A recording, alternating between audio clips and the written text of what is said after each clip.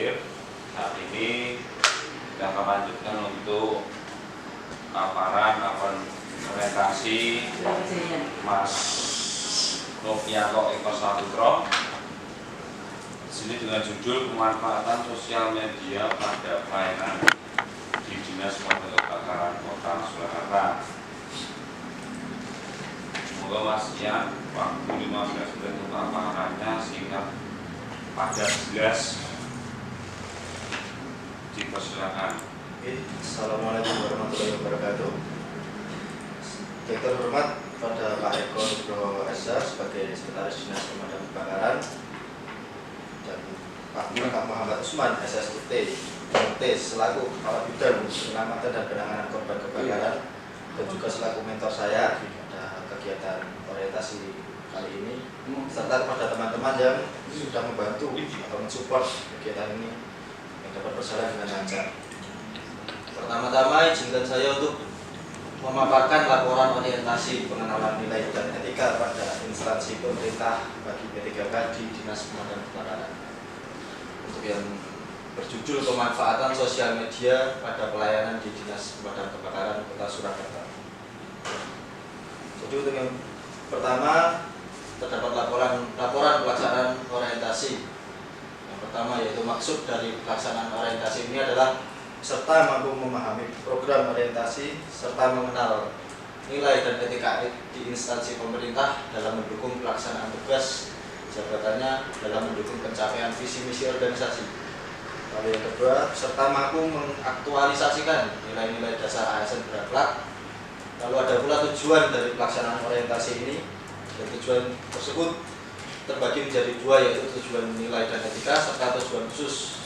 Untuk tujuan nilai dan etika, yang option A, pengenalan tugas dan fungsi ASN di lingkup Dinas Pemadam Kebakaran Kota Surakarta. Lalu yang B, pengenalan nilai dan etika pada instansi pemerintah, pemahaman dan penyediaan informasi kepada pegawai pemerintah dengan perjanjian kerja. Dan C, diharapkan mampu mengaktualisasikan nilai-nilai dasar ASN berakhlak serta dapat melaksanakan tugas yang menjadi kewajibannya dalam melaksanakan program pemerintah di unit kerja. Lalu ada tujuan khusus, yaitu yang A, mewujudkan waktu tanggap darurat serta penanggulangan kebakaran dalam PMK atau wilayah manajemen kebakaran. Yang B, meningkatkan kualitas pelayanan publik. Yang C, standarisasi konten pelayanan publik. Lalu yang D, peningkatan citra dan kepercayaan pada publik. Yang E, meningkatkan rasa aman dan nyaman bagi masyarakat Kota Surakarta. Lalu untuk lokasi pelaksanaan orientasi ini dilakukan di Dinas Pemadam Kebakaran Kota Surakarta. Untuk bab 2 ada visi Kota Surakarta, yaitu mewujudkan Surakarta sebagai kota budaya yang modern, tangguh, gesit, kreatif dan sejahtera.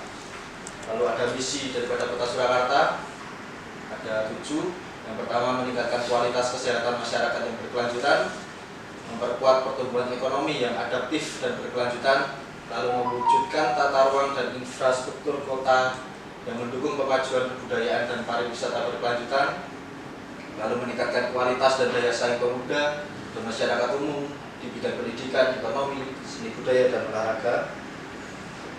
Lalu ada mengembangkan tata kelola pemerintahan dan pelayanan publik yang gesit dan kolaboratif berlandaskan semangat gotong royong dan kebinekaan.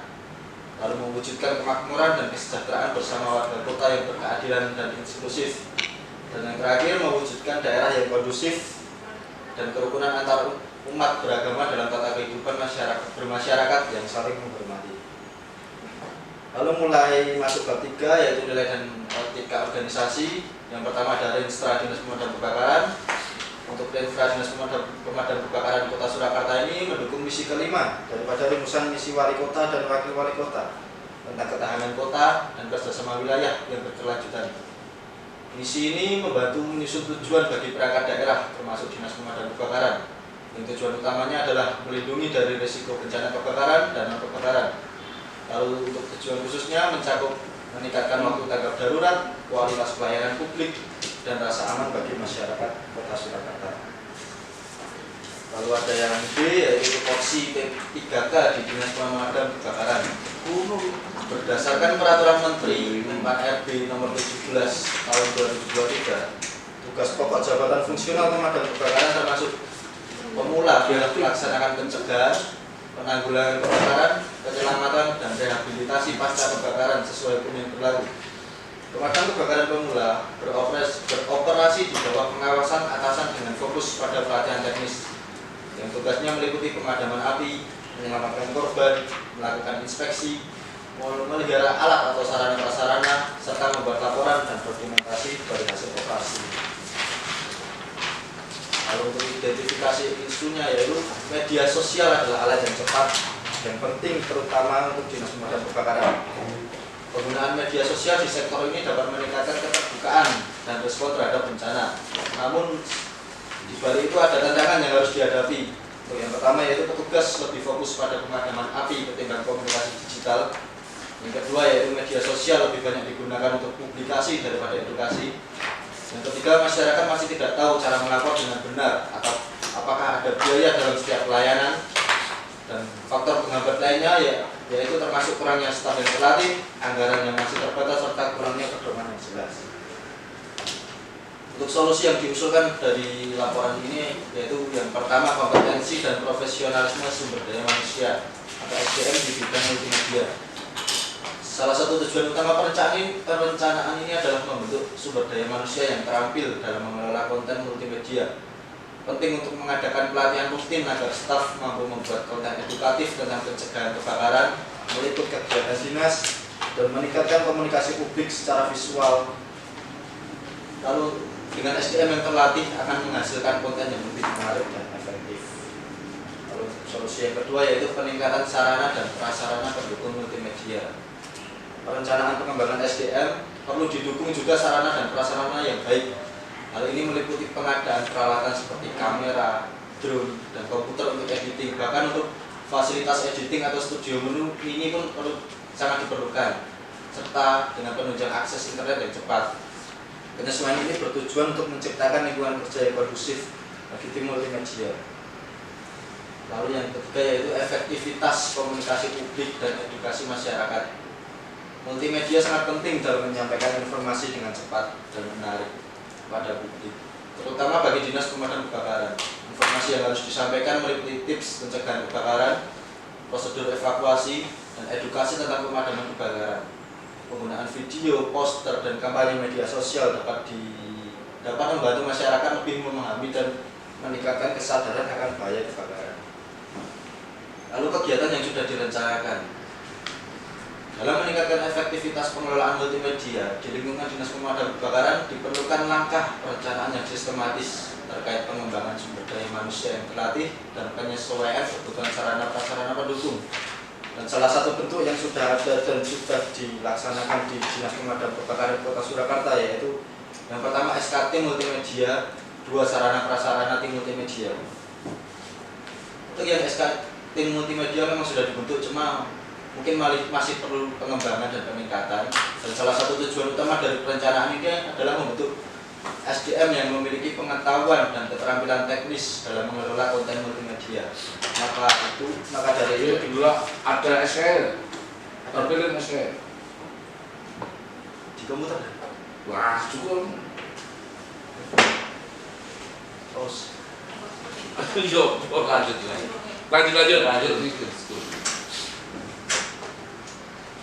Maka dari itu dibentuklah tim multimedia di Dinas Pemadam Kebakaran Kota Surakarta yang efektif guna meningkatkan kualitas komunikasi publik secara visual dan interaktif.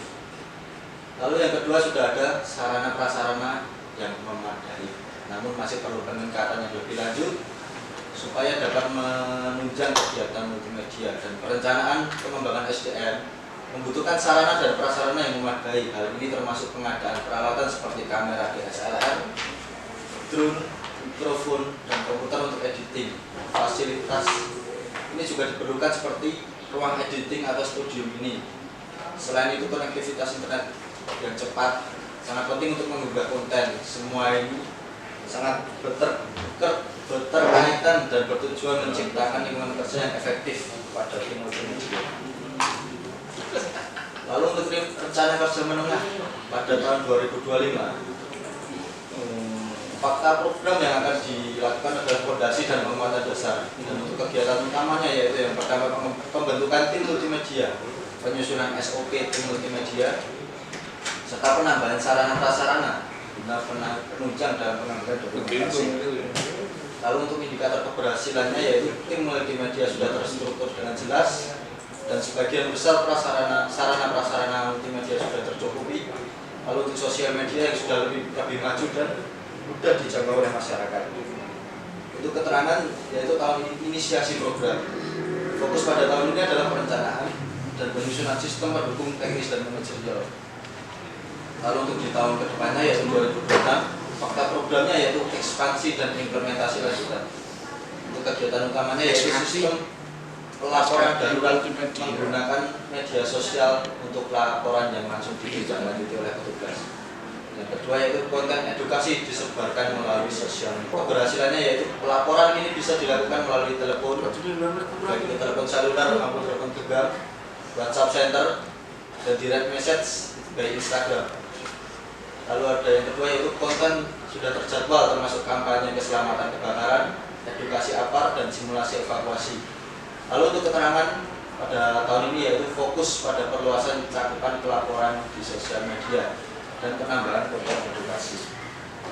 Lalu untuk jangka 2 tahun ke depan yaitu 2027, untuk fakta programnya yaitu penguatan sistem dan keberlanjutan.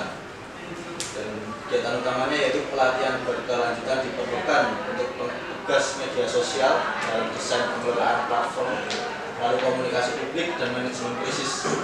Lalu yang kedua yaitu sistem integrasi antar unit harus dibangun untuk menyebarkan informasi dengan cepat dan akurat. Untuk indikator keberhasilannya, petugas sudah bersertifikasi dan sudah mengikuti BIMTEK. Dan yang kedua yaitu tercipta aplikasi yang terintegrasi antar OPD guna memudahkan dalam pelayanan di masyarakat. Untuk keterangan pada tahun ini yaitu fokus pada penguatan tim internal dan kerjasama dengan semua lini. Baik, jadi kesimpulan pada laporan ini berdasarkan analisis rencana pemanfaatan sosial media di Dinas Pemadam Kebakaran ini sangatlah penting untuk mendukung berbagai kegiatan. Media sosial ini menjadi bagian penting dalam komunikasi dan pelayanan publik yang memberikan informasi yang cepat dan luas tentang pencegahan kebakaran, evakuasi, edukasi alat pemadam api, serta yang lainnya. Dengan konten yang interaktif, membuat informasi lebih mudah dipahami, terutama oleh generasi muda dan kalangan tua. Dan nilai-nilai berakhlak seperti berorientasi pelayanan, akuntabel, kompeten, harmonis, loyal, dan adaptif, dan kolaboratif menjadi dasar pengelolaan media sosial yang baik.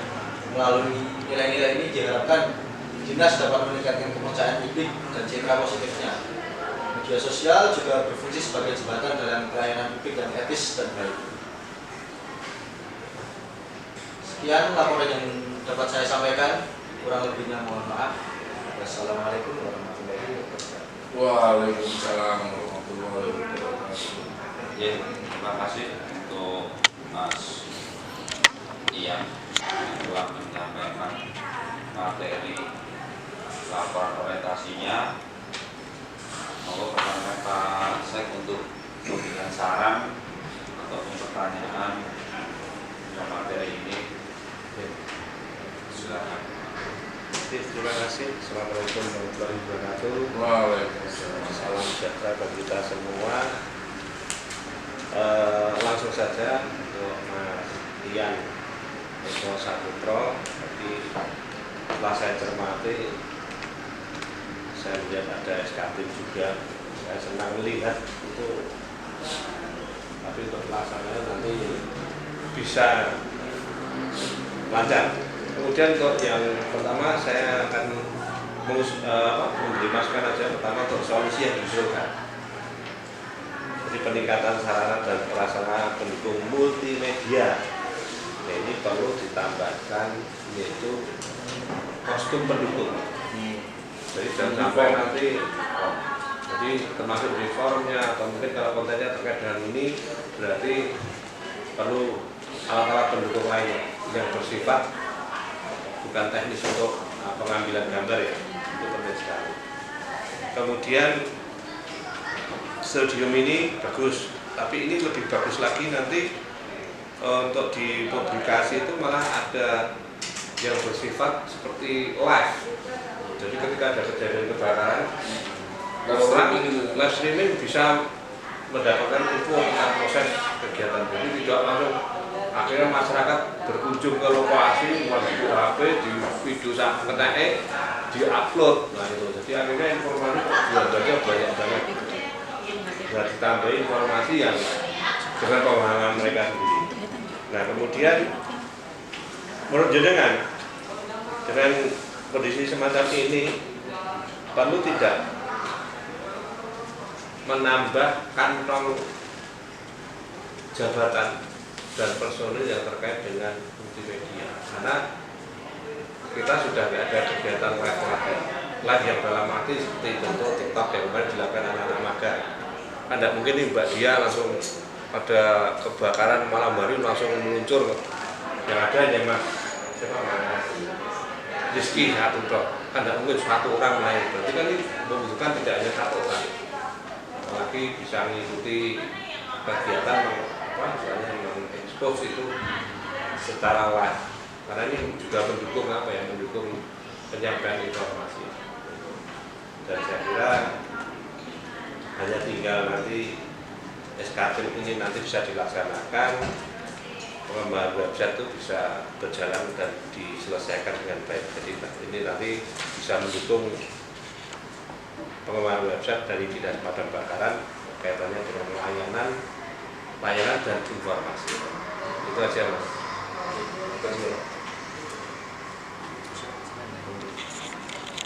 Terima kasih Pak Eko, saling masukan. Untuk selanjutnya yang siapa untuk mentor Usman dengan saran masukan ataupun pertanyaan. Silakan. Ya, mohon Surato dan Bapak kami. Ya, saya sangat setuju apa yang disampaikan Pak Sek tadi. Jadi Mas Yang kan menyampaikan bahwasanya di sini ada dua ya, poin dari struktur organisasi tim kreatifnya ya, media sama infrastrukturnya ya kan. Yang tadi sudah tampilkan ya standar banget itu. Ini mungkin semua itu kalau kita bicara masalah multimedia ini kan kecepatan informasi.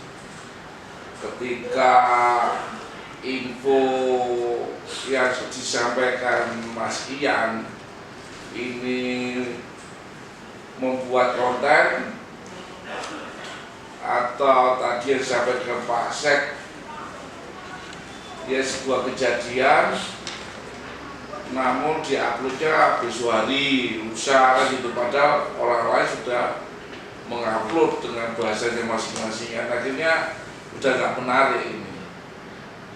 Nah, ini jadi tidak hanya terkait dua hal, kalau bisa ditambah terkait masalah SOP uploadnya itu.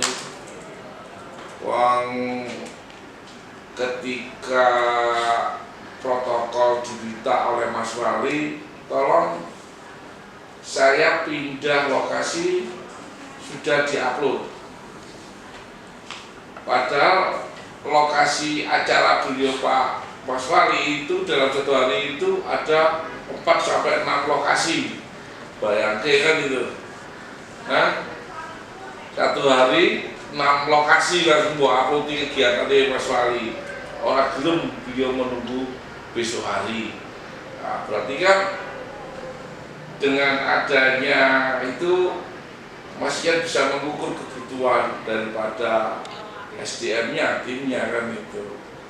Nah, makanya di sini saya minta bukan hanya strukturnya aja, tapi hanya lihat strukturnya seperti apa.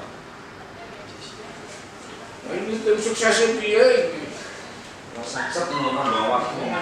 Dan sampai jalur pilot semua kurang ini.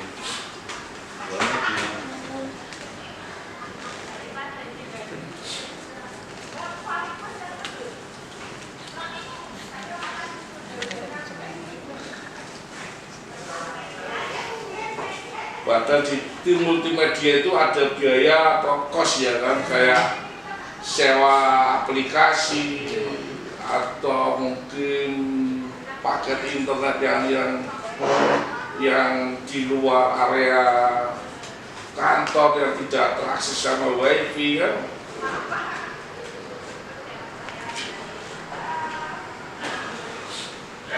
Mungkin nanti tim multimedia tidak hanya terkait hal tersebut, mungkin bisa menyelenggarakan seminar via Zoom sampai ke sana nanti.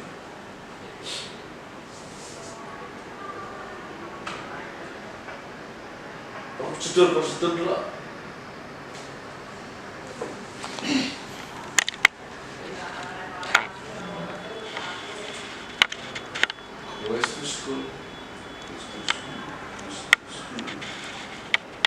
Yang dibuat tahun lalu yang direncanakan bersama tim magang cuma masih belum berlanjut. Berarti tim ini hanya per project ya? Iya. Dan belum ada kelanjutan untuk Tidak mengcover atau melindungi kegiatan kita dalam sehari-hari. Nah, ini nanti rencana Mas Yan di laporan orientasi seperti apa? Kalau sudah pakai per project atau kalau menurut saya mungkin ke ini kan harapannya kan kalau kita bicara tim multimedia ini kan bagian daripada fungsi dinas. Dia kan sebagai humasnya dinas. Jadi tidak bisa dia bekerja berdasarkan project. dari itu tadi saya memberikan solusi untuk memberikan pengembangan dan peningkatan untuk tim multimedia ini. Pengembangannya seperti apa?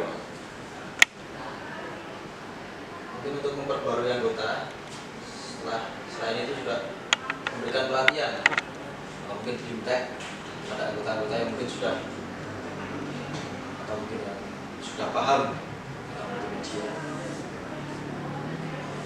Oh, beberapa proyek itu lapor damkar, virtual school,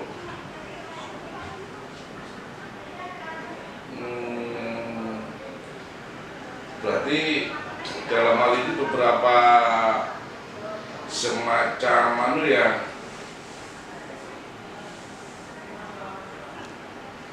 berarti harus dijabarkan laporan damkar ini seperti apa aja.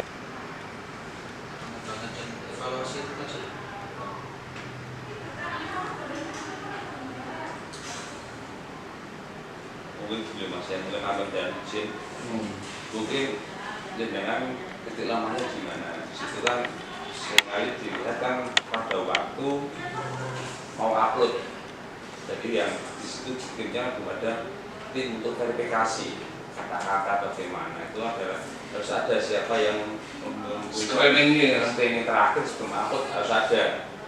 Di situ harus ada SOP buatan, SOP-nya gimana, manajemen krisis atau hoax itu gimana cara menjawabnya, terus responden menanggapi komentar. Jadi ada pembiaran karena sebenarnya di IG apa gimana dijaga baik. Ya ada yang memantau siapa, terus pengamanan akun, SOP-nya gimana, banyak. Bisa konten apa yang diperbolehkan. Nah itu harus jelas ada tim verifikasinya di situ. Oh, ini karena tim verifikasi sudah ada penguatan. Karena selainnya ada nanti kan dibentuk SOP.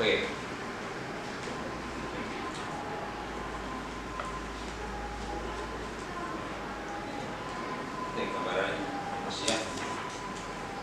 Sebenarnya kemarin mau berkoordinasi dengan pihak Kominfo, namun berhubung waktu daripada pembuatan laporan terbatas masih ditunda, dan koordinasinya pun juga akan membahas tentang SK tim yang dalam multimedia itu yang benar itu seperti apa dan SOP-nya pun seperti apa, cuma ya terkendala di waktu itu kan. Oke, ini Mas Yan kita beri tanggung jawab moral.